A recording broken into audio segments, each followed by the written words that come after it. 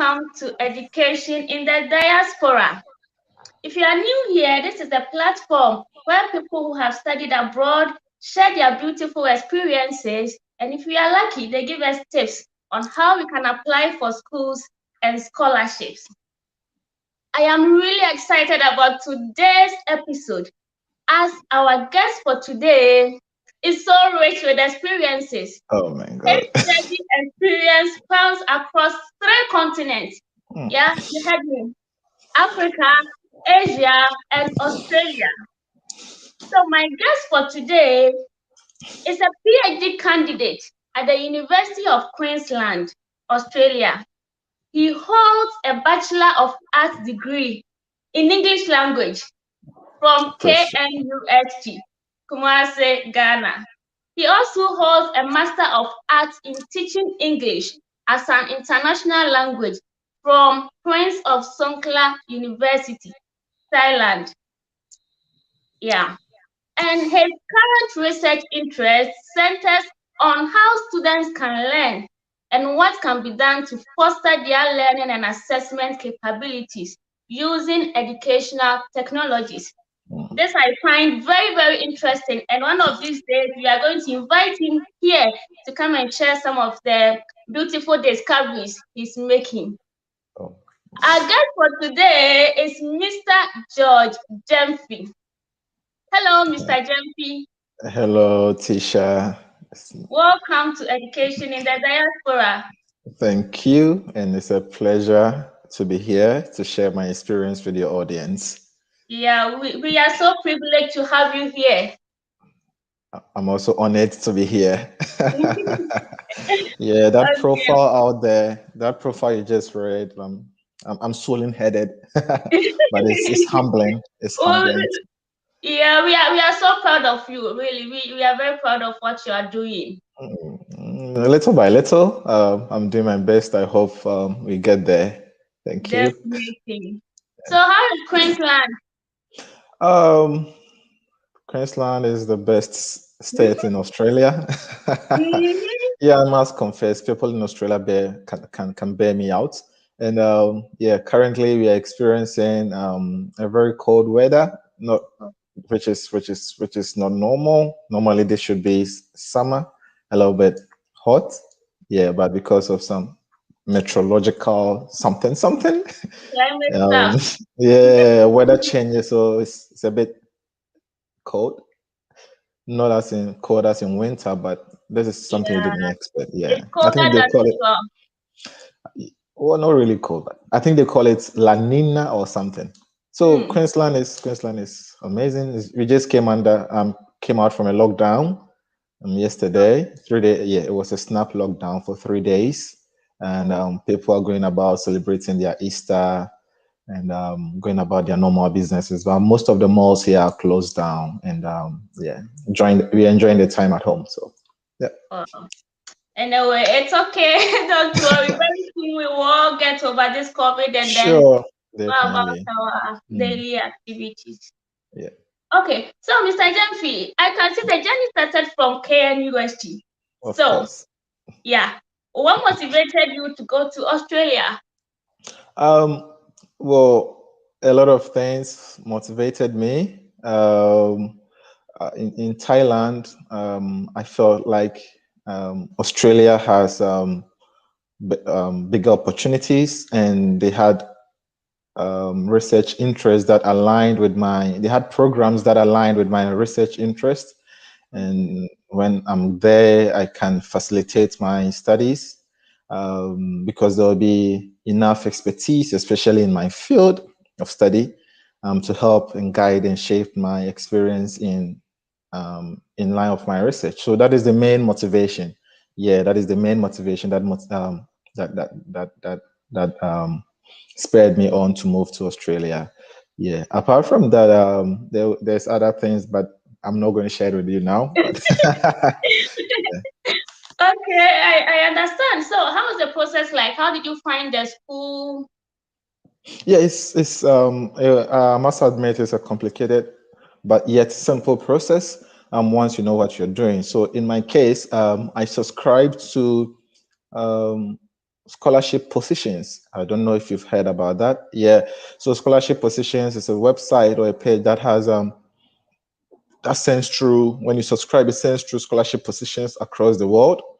And that was where I found University of Queensland. In one of their emails they sent out, I saw Queensland on it, and then I clicked on the link and I started the whole process.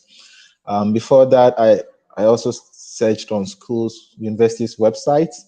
I just go in there, search if I can find anything that aligns with my research interest or the course I want to study.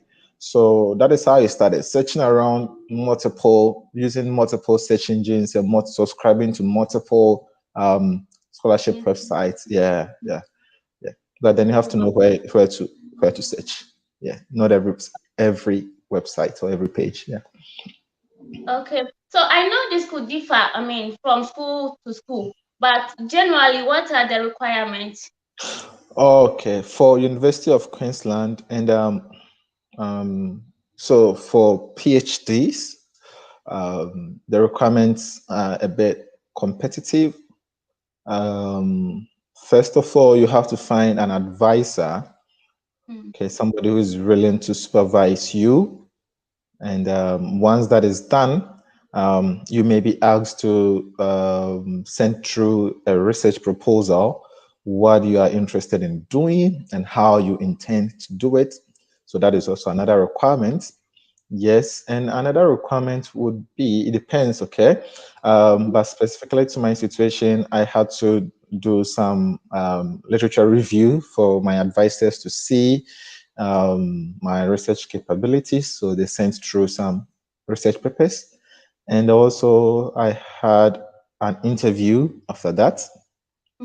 So you see, the process is quite involving, right? I had an interview after that, and then they asked me to apply. So instead of applying straight, I went the other way around, and then I found supervisors. First process was to send through my research proposal in an email, very short one, and then I found advisors or supervisors, and then I did a review, and then an interview, and I was given the go ahead to apply, and that made things easy. Yes. So that is the process, and so for people from Commonwealth countries, normally you're not required to write IELTS. Okay. Yeah. So they have a list. This is specific to different universities, right? And course specific. For some courses, it doesn't matter where you come from. You would still be required to produce an IELTS certificate, right? So for in my case, I didn't have to do that, and it applies to every Ghanaian who wants to study in most universities in Australia. Maybe all universities in Australia, but then there are some courses that are very specific that you have to show your English proficiency. It doesn't matter the country you come from, unless you come from a native speaking country. Yeah. And for master's level, if you want me to go to talk about master's level process. I'm going to ask. Yeah, so master's level is also something similar. In Australia, I think they have MPhil, Master of Philosophy, and MA. So the difference is that one is research focused and one is course focused, right? So for the course focused, you just go through the normal application, you apply, you submit your documents. So basically the basic documents, your certificates, your transcripts, and again, if it depends on the course, they'll ask you to produce an IELTS. But for Ghanaians, normally they waive that offer, they waive that requirement. And for master's coursework, you don't require any advisors. You just put in the application, and that is it. Right? Yeah. But for please. for FA, they don't require that you get an advisor. What about MPhil? Yeah, thanks. Yeah, so for MPhil, you are required to get an advisor because it's research focused. And I don't know at which point, maybe at the early stage or maybe at some point in your study, that is where you'll be required to get an advisor. But I know that you're going to do some research work, so you'll need an advisor. So that is the main distinction, right? That's the main difference. And normally, yeah. Normally, MPhils normally come with scholarship opportunities similar to PhDs. Yeah, yeah. So maybe we'll get there along the question line. So I wouldn't jump the gun. Yeah. Okay, that's really interesting. So in Australia, are you required to write GRE as in the United States or Canada? I don't think so. I've never seen that on the requirement list of any Australian university yet. Yeah, it's been a long time since I checked, but I haven't heard anybody talk about GRE or SAT or any of those. Is that a proficiency exam, or I don't really know how they call those tests, but generally I haven't seen people talk about that at all. I don't think that is a requirement. I may have to check, but I don't think that is a requirement. Yeah. Okay. Yeah. Okay. So can you tell us a bit about the education system in Australia? Of course. Generally, the standards are high, very high, and well, you're expected to bring the best out of yourself. So you have to come to the game very prepared, regardless of the level, from undergraduate level to the doctorate level. And they make sure everything you make sure is you study is like up to date. Like knowledge is progressive, though they are always looking at expanding the borders, expanding the frontiers of knowledge. So it's very competitive, as in the sense that you don't have to come in thinking that you're going to um, memorize and produce what you've been taught, right? Yeah, it is coming in to be developed as a critical thinker, which sometimes makes it a bit challenging for some of us coming from Ghana, where we have to yeah. So at all levels, at all levels. So you have to come with your thinking cap on, or else you may find it a little bit challenging from the beginning. Yeah, so the standards are high. Lecturers or teachers are also very competitive, and they are very supportive, and they try to get the best out of you. No intimidating situation. Everybody has his own potential. So you are made aware of this, and it's flexible. I think perhaps it's not so exam centered, right?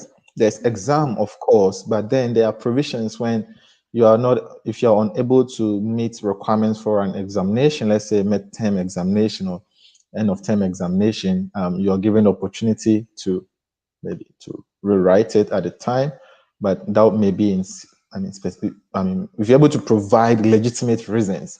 So there's some kind of flexibility and some kind of flexibility built around the whole system that makes sure that the best out of you is brought out. Right? Yeah, it's not very restricting, as in some of the education systems you've experienced. So basically, that's what I can say about the system here in Australia. Okay, that's good to know. So I know that from Ghana you went to Asia, Thailand, basically before going to Australia. That's true. I want to ask, do you think that the system in Ghana prepared you well enough? I mean, assuming that you didn't go to Thailand before going to Australia, do you think that you were going to face some difficulties? I mean, major ones.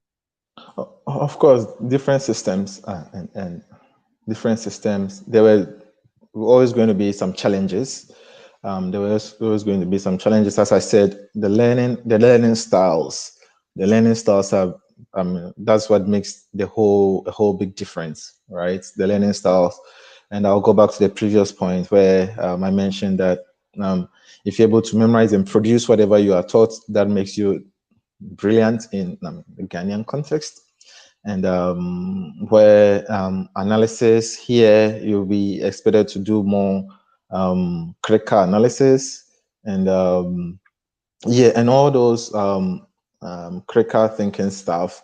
And yeah, so that would have been a big shocker.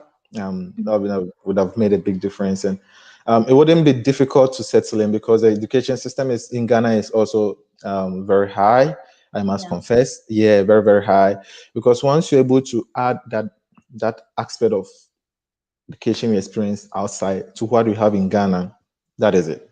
That's why we see a lot of Ghanaian students excelling outside, because Okay. like the foundation is very, very strong. You have all the knowledge, right? It's just the application part that makes a whole new difference. So once you're able to apply it well, you should be on the go. You should be good. Trust me. So yeah, the education system in Ghana prepared me well.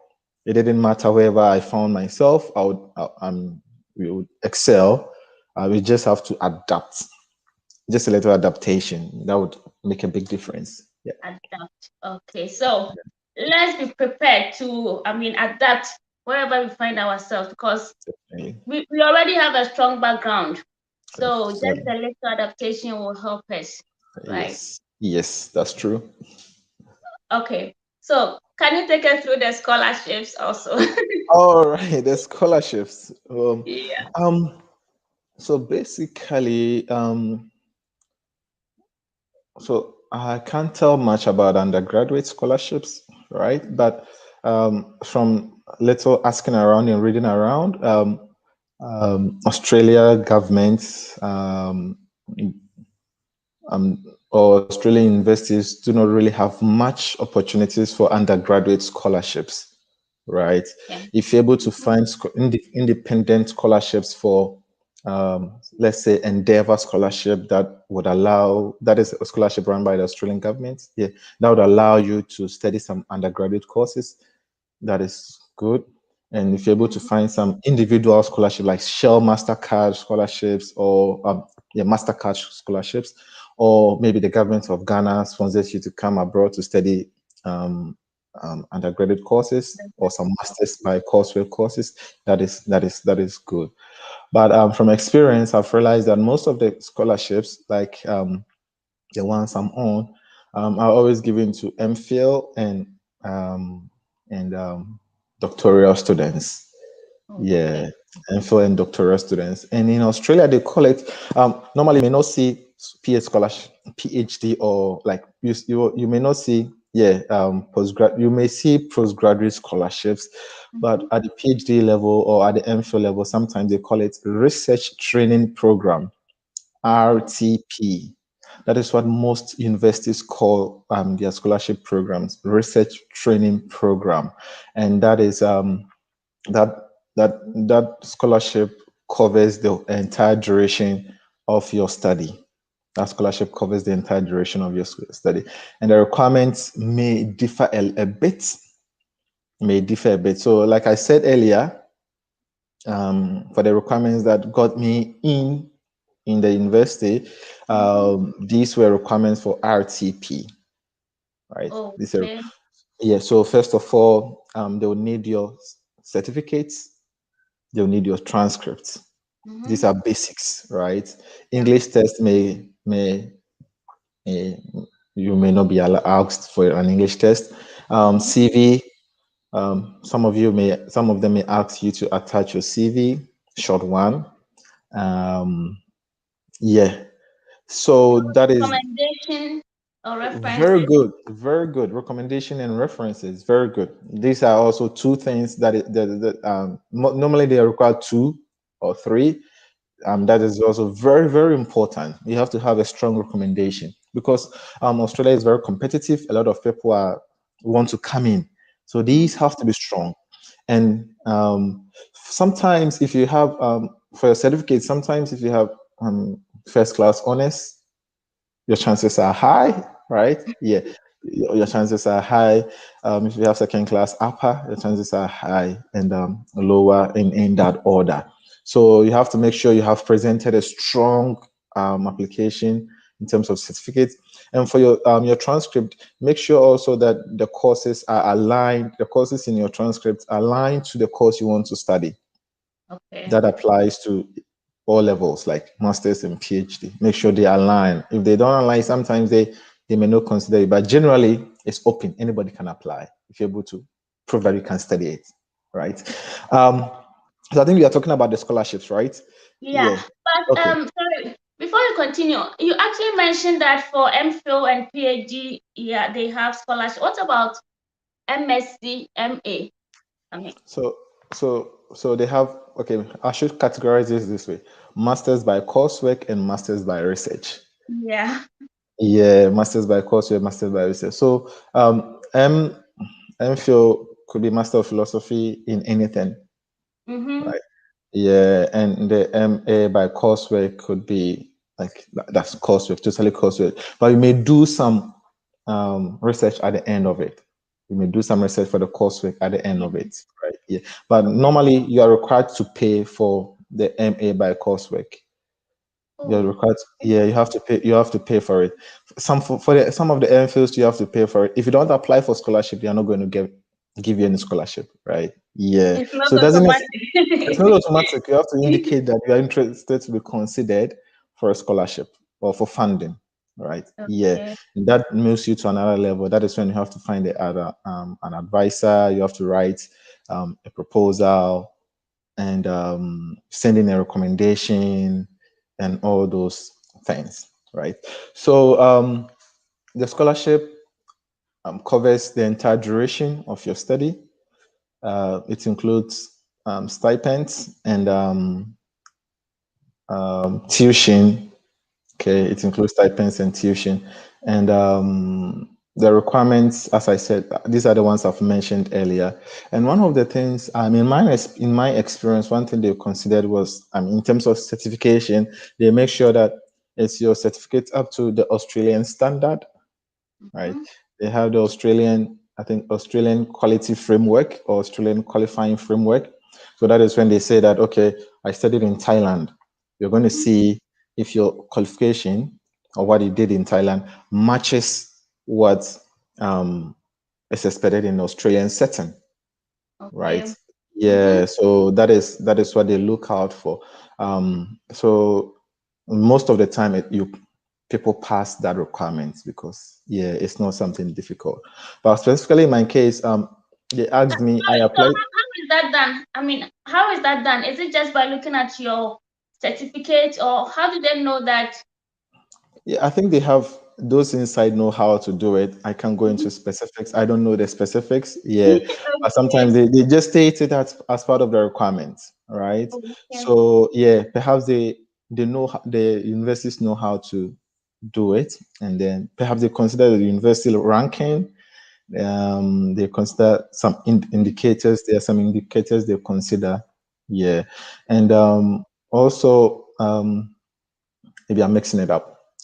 But okay, let me take it this way. Oh, it's So, okay. part of the requirements for PhD, you have to also prove that you can do some research or you've done research at maybe at the master's level. If you have some publications, that will help. Mm. That will set you up aside the crowd. So publications are very important to be considered for funding for PhD and even for MPhil. Publications are also important. Yeah, and what else?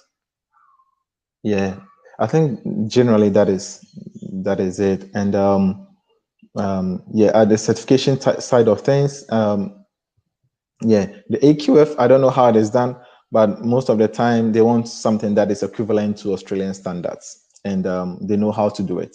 Yeah. So I wanted to share an example of myself in when I was applying to Australia. There was one university I applied to where they wrote back to me saying, you studied in Thailand. Thailand doesn't speak English, and can you show evidence that sorry, can you show any evidence that you are proficient in English? Mhm. Or I studied in English in Thailand. So that became a requirement, you see. So Yeah. that is the case of studying in a country that doesn't have English as an international language. Mhm. But yeah, so what I had to do was to send through my proficiency letter from bachelor's level. And Yeah. fortunately, I had an IELTS written at that time, so I sent that also through. And I also sent through a letter from my previous university in Thailand, asking them to write a letter to affirm that the course I enrolled in is an international course and is conducted in English. English. Right? Yeah. I had to do all those things, and I also had to send them a copy of my thesis. Wow. Yeah, so this is a unique case. It doesn't apply Yeah. to everybody, right? This is Mhm. the university telling me that they want to make sure that I meet the Australian standards or their university standards. right? Yeah. Or that, yeah. So that is a unique case. It's not applicable to everybody but myself. Yeah. Uh, So yeah. So that is one I wanted to share. So the okay. scholarships Mm-hmm. is highly competitive, I must admit. So once you go in there, you have to make sure you are putting in all your best, right? Your CV should be on point, but you don't have to necessarily be a first class honor student, right? If you're a second class, you have a good academic background, research, then you are good to go, right? Okay. Yeah. We have some comments here, but before that, can one lose their scholarship? For example, you enter the university with a scholarship, but you go there and then, I mean, things begin to get difficult. Is it possible? Hmm. I mean, can you lose that scholarship? That's a tricky question. In Australia, I mean, as I said earlier, the support, they make sure they give you all the support for you to thrive academically. So if there is any reason why you think you cannot keep the pace with your education, you have to let the university know. And Okay. they'll, yeah, so it's not an easy case for you. So the process is this: it's not easy for you to get a scholarship, and it's not easy for you to lose it, You right? lose it. Okay. Yeah, because they have in place structures. They're always asking the question, how can they help you? In what way can they help you in your academics and sometimes in your something non-academic, right? So Mm-hmm. the only condition for you to lose your scholarship is when um, um, the only conditions for you not to lose your scholarship is when for you to lose your scholarship is when you've demonstrated that you cannot meet any of the academic scholarship requirements. Like you can't keep pace with the standards you have to keep pace with. Yeah. Mm-hmm. But then as I said earlier, they make sure you are supported every step along the way. Right. Okay. Yeah. That's good to know. So we have Harry Lord Mm. asking, Mr. Gyamfi, is it always advisable to apply for the scholarships rather instead of applying for the school, or you need to apply for both? Okay. Okay. Yeah, that's a nice question. As I said, there are institutional differences, right? Um, if the application requirement demands that, or if the application form demands that, or has a section where you have to tick that you are interested in applying for funding, then you quickly have to go for that. You have to tick that box. So in my case, there was a box. I think that was the first box I ticked before I even started filling in my name. Right. You didn't want to forget. That's it. That's it. I didn't want to forget. I didn't want to forget. So I just ticked that box first, and then I went up to start filling my name. It's a it's a two-way process, but it's combined in one.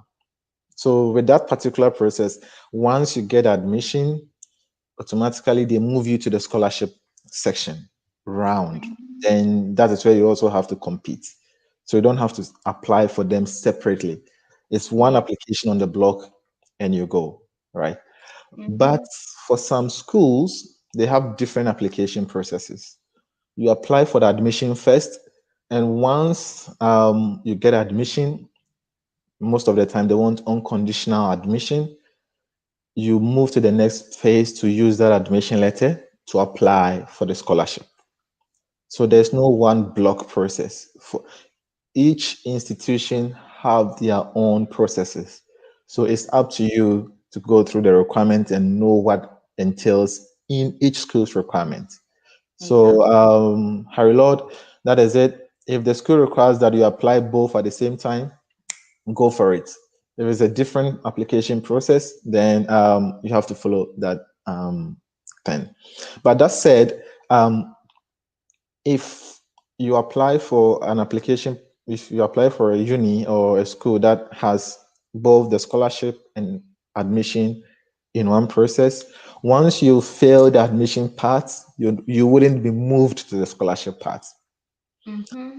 Yes, and Yeah, also, of course.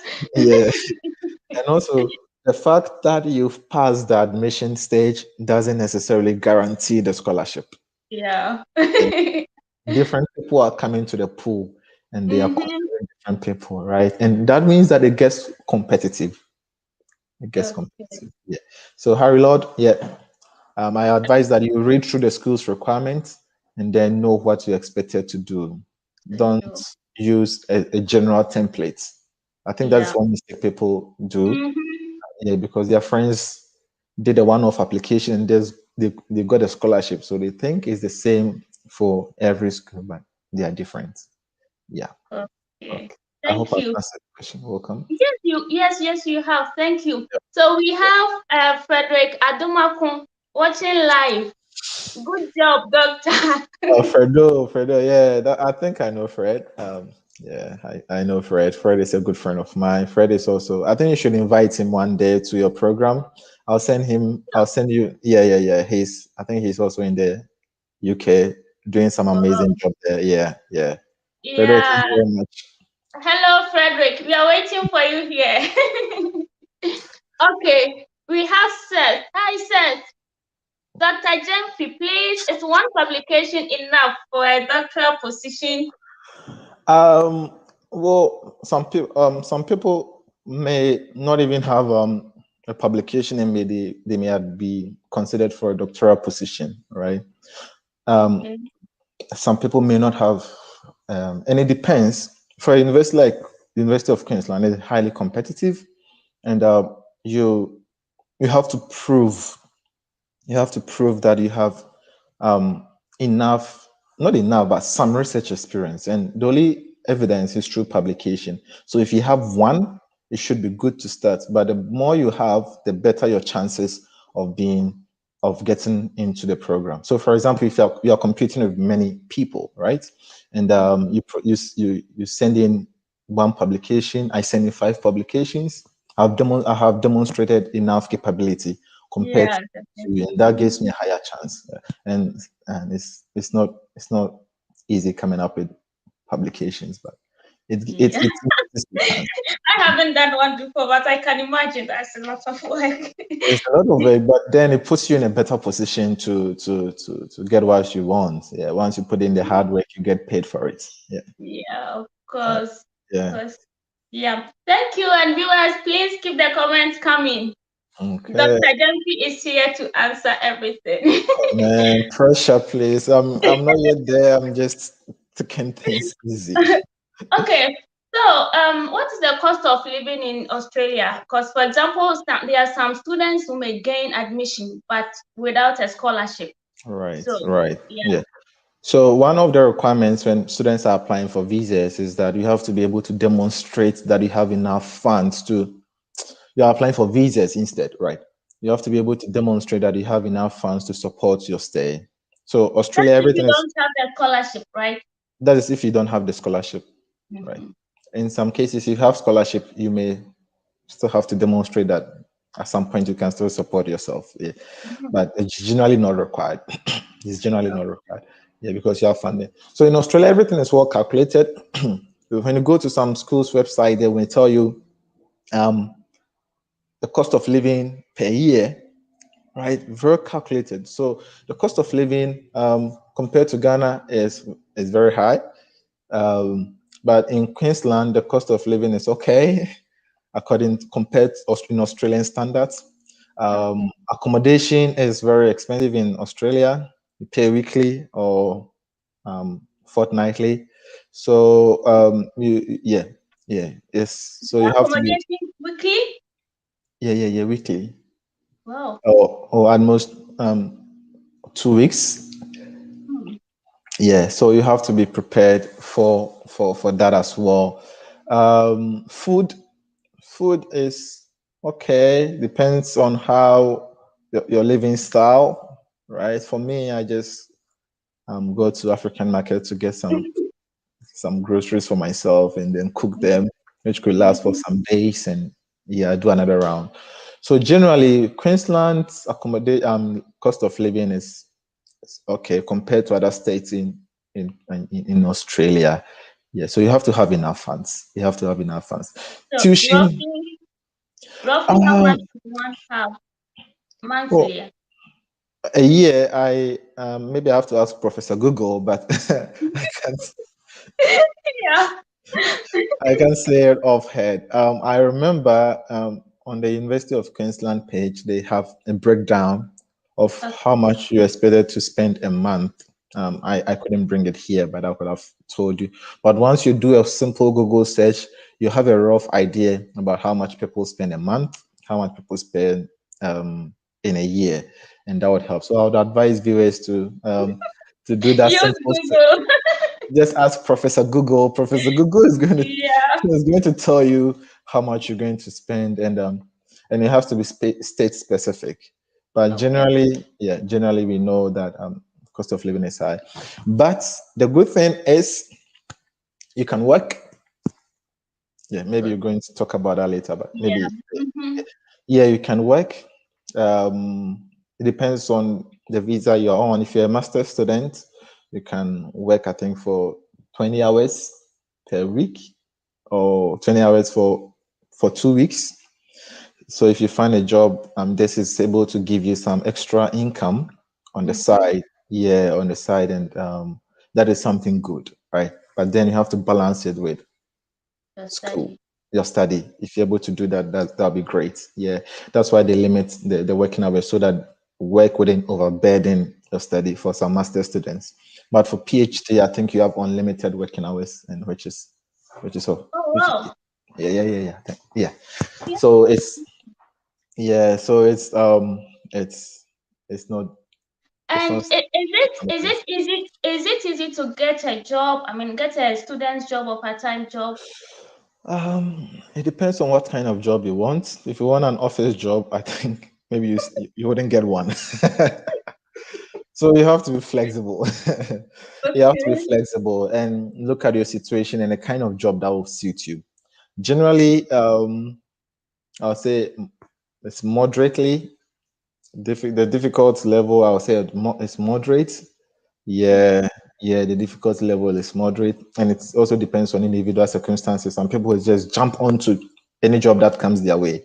Some people will have to wait and think about what they have to do, which job does the job suit my study, and all those stuff, right? So yeah, you can find jobs here. As to how long it will take for you to find them, it depends on you and it depends on the type of job, right? Yeah, so that's how far I can go with that. But the good thing is, though there's high cost of living here, you can find something to offset all some of You these can basic. survive.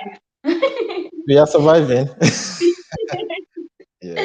Well, that's good to know. So we have Mr. Frederick Adumako again asking, could you talk about visa process and work opportunities for while a student? Okay, fine, right. Visa process, of course. Visa is the first step. So once you have your admission, everything sorted out, whether scholarship or not, okay, whether scholarship or no scholarship, you have a standardized application visa process you have to follow. You have to submit all these documents you used for the visa process, including they have a confirmation of enrollment, COE. That is what confirms that you have been legitimately admitted at a university in Australia. Mm-hmm. Okay. Yes. So that is, I think, is issued by the government institution. So Okay. yes. So you have to get that. That is very key. And you have to upload it. You have to type in the number and all those things. So that is the first thing. And you also have to write a genuine entrance letter, Mm. genuine temporary entrance. It is called GTE. That is you going out there to say that I'm coming here to study, and after that, I'm going back home. And you have to give reasons why you applied for, that course you applied for suits you, why you want to study that particular course. So you have to Mm. give legitimate reasons, right? So that is also part of the process. Even And after getting the admission, you still have to give yeah, these yeah, yeah. reasons. You have to give these reasons. It's called GTE. You can ask Professor Google, he'll tell you more about that. So, Wow. yeah, yeah, and that is it. And the time it takes some time. Mm. Yeah, it takes some time. It's not instant. So you don't have to do a face-to-face interview for the visa.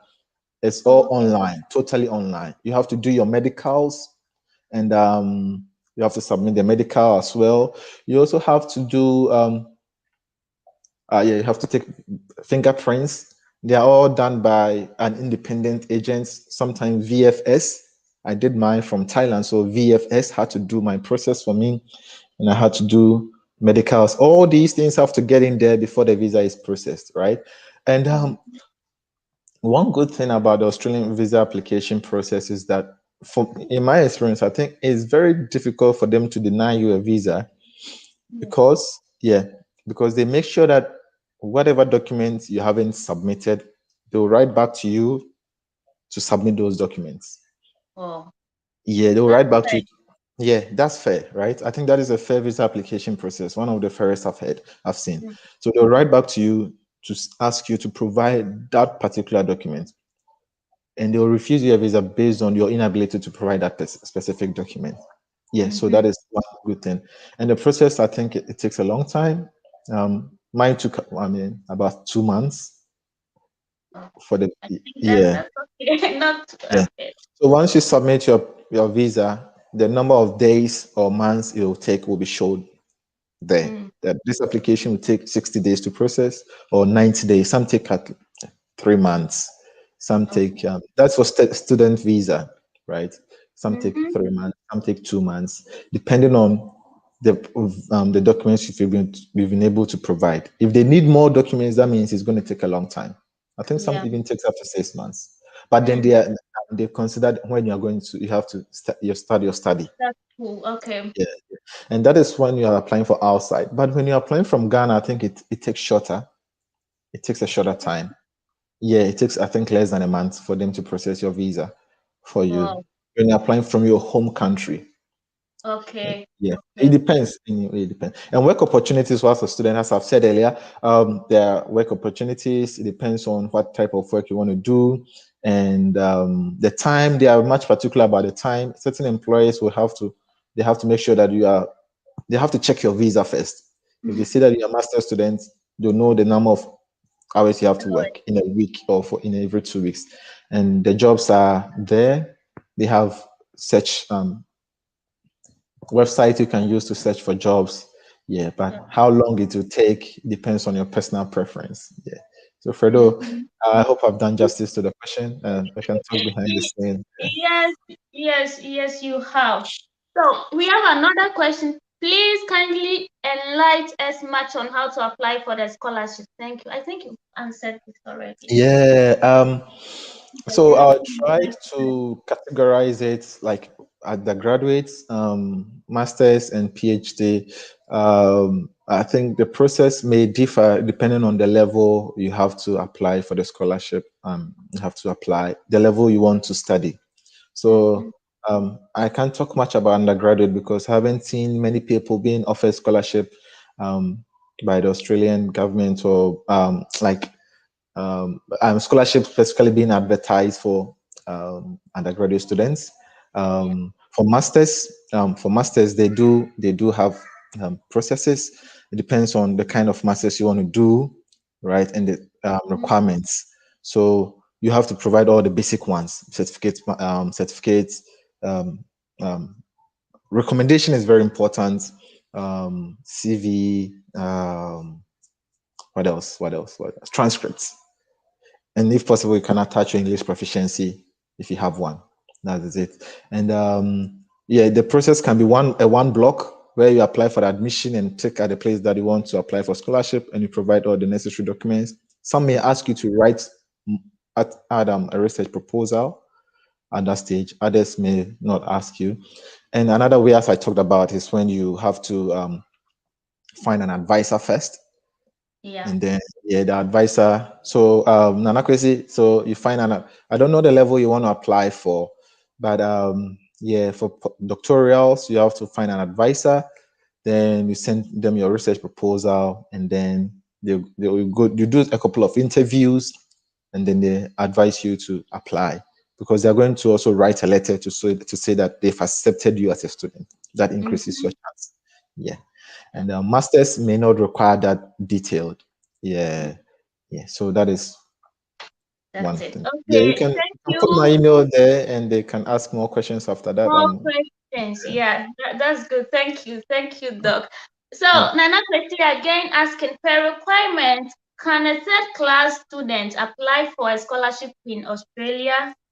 Well, yeah. Why can't you? Everybody can apply. You like, but it's provided you meet the requirements. So if the requirement, that's why I talked about the the framework, the Australian standards. So if they have bands, like if you don't fall within that band, maybe you are not allowed to apply at all, right? But you can apply. But the problem is that you may not be accepted. That is it. That'll be the problem. Yeah. But if you're able to present a stronger case, you may get lucky. Some schools are very strict with those requirements. If you have this particular class, don't apply. Mhm. Yeah. So Australia is very strict with that, and it depends on the course and also the universities. So normally third class, it's I must admit, it may be a big challenge. But then I would encourage everybody to try. There's no harm in trying. Who knows? Yeah, but Mhm. the chances are very low. Chances are Yeah, very chances are very low. low. Okay, so cultural shock. Culture shock, culture shock. Um, what shocked me?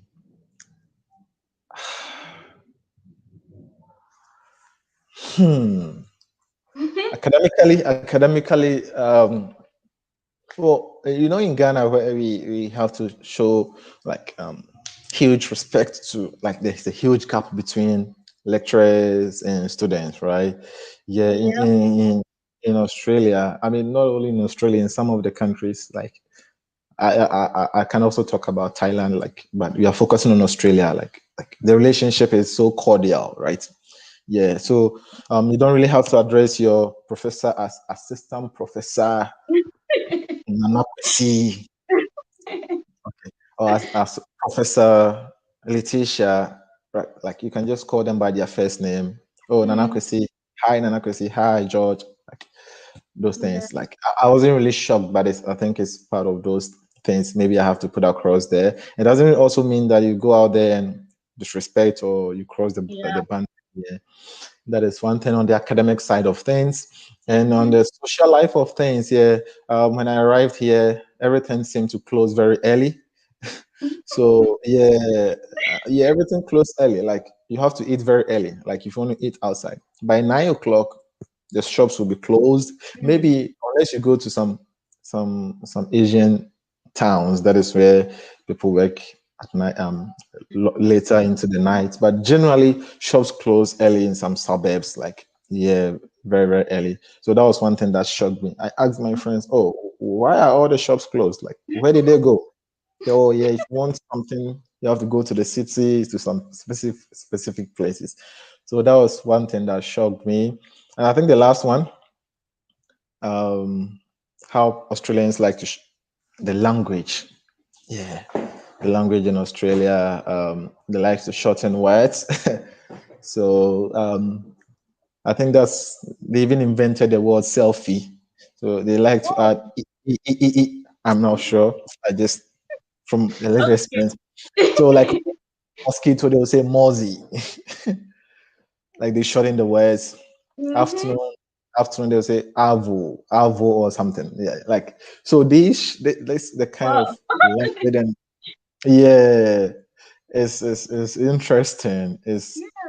It's really interesting, and I was shocked. So I had to always have to ask people to repeat what they said, and for me to have an understanding of a complete to be able to communicate well with people. But now I'm Exactly. getting used to it. I'm getting used to it. Yeah. Yeah. Welcome. I'm really enjoying this conversation, but our time. Yeah. So Yeah. I think you've already mentioned some already, but are there any other pros of studying in Australia? Yeah. I would always say the standards and the support. The standards are high. The support. The education system is world class.